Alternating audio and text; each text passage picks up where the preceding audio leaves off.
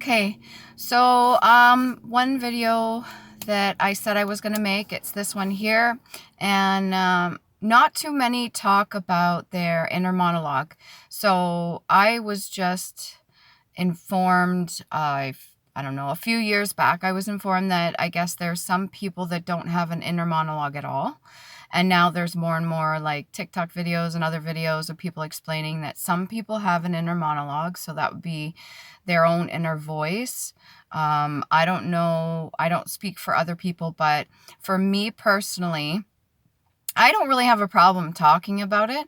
I was speaking to my fiance the other night, and I was trying to like get him to explain how he deals with his inner monologue and how I deal with mine. And I was like, well, sometimes I'll have my own voice, and it'll randomly tell me to, oh, go put that object over there, or go do that. And usually it's like for protection or something like that. And then back in the day when I was like a teenager, before I woke up to any of this stuff, before I even knew about any of this, I used to have like more intrusive thoughts and stuff like that.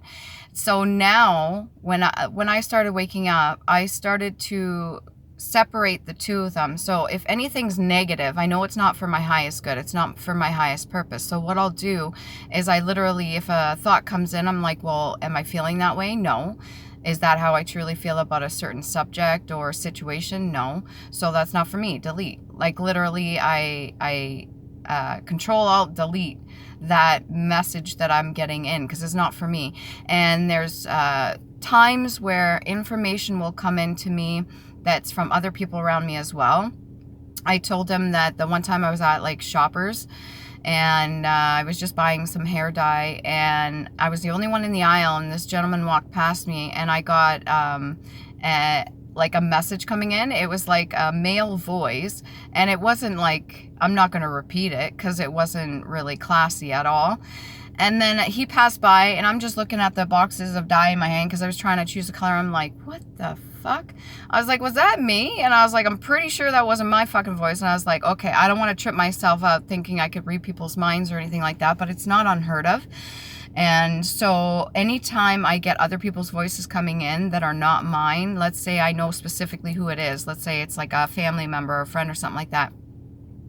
If I get a message coming in and it's not technically for me, or it's not for my highest good, I'll just kind of delete it. I'll disregard it, and I have a way of like ciphering out the two of them. So basically what I'm getting at is that not too many actually talk amongst themselves, at least not the people that I was around, about their inner monologue. And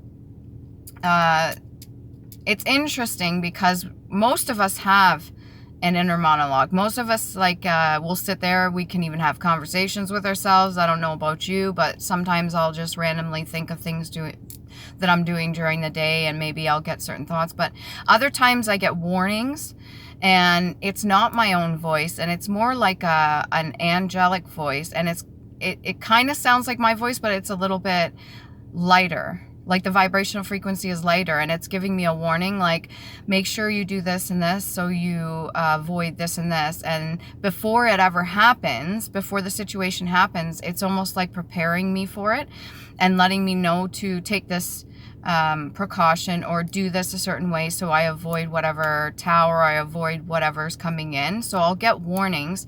I remember the one time I put safety pins on either side of me, and I'm just randomly thinking it was just to hold up my pants or whatever, but then something happened later on and I was protected on both sides.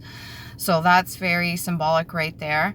And I was asking him if he had any like intrusive thoughts or anything like that. He's like, no, like it's a balance between the two.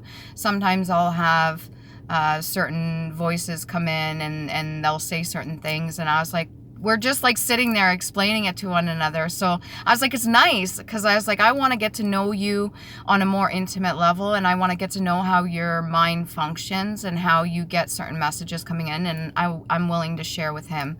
So I don't know about you guys, maybe this resonates with you. Put in the comments down below if you yourself do have an inner monologue. You could just say or put a thumbs up or something like that if you agree with that, because not everybody has that. There's some people that go their entire lives, they don't have an inner monologue at all. Sometimes people will consider it as like a voice from above. If they're spiritual or religious, they'll get messages from certain deities or entities or God, if you will, and it's messages that come in. A lot of my messages now that I'm at a higher vibrational state are very positive. They're uplifting, almost like a cheerleader kind of vibe. There's some messages that come in that I pick up from people around me, and if it's has to do with me, like if it's personal, then I'll listen to it and I'll take it in. If it's good information, you know, that's great. If it's negative information that comes in and it's not my voice and maybe I'm close by another person, then I disregard it because it's none of my fucking business. Not too into just sitting there trying to read people's thoughts or allow that or open myself up to the energy, especially if it's not going to benefit me. And I really don't need to know personal people's business or anything like that. I'm not claiming to be like a mind reader or anything like that, but I do know that I have an inner monologue and I do have specific messages that I get coming in. There's times where messages come in and they're not even in my language. They're not in English, and I'm not technically bilingual. I know like phrases, sentences and stuff of a couple languages, but other than that, I'm not fluent. So I even took the liberty to get out the Google Translate, and thank you Google Translate, by the way. And what I did is I would type the best I could the translation of what I'm saying. So if I try to speak it out loud, word wise, like I'll type it down, whatever messages I'm getting in, and it'll actually translate into an actual sentence. And I've found ways of using this during when I do my mediumship. So if I'm trying to connect to my loved ones, past loved ones, some of them didn't really speak really great English, and so I use that as a means of communicating with them if I need to get messages from them or something like that. So if this resonates with you, please do like, share, subscribe. Get the message out there that there's a lot of people that don't know how to regulate this or don't understand about this, and there's a lot of people that get freaked out or tripped out. Some of you out there, especially my subscribers, you have gifts of your own, and you're able to pick up on other people's energies or even their frequency, which can be a form of thought. And it could be a little bit confusing if you don't know how to differentiate the two. And if you're getting constant waves of negative energy or negative messages coming in that are not of your own, that's not how you truly feel at the core, then learn to separate and disregard those, okay? So remember to love you. Please do.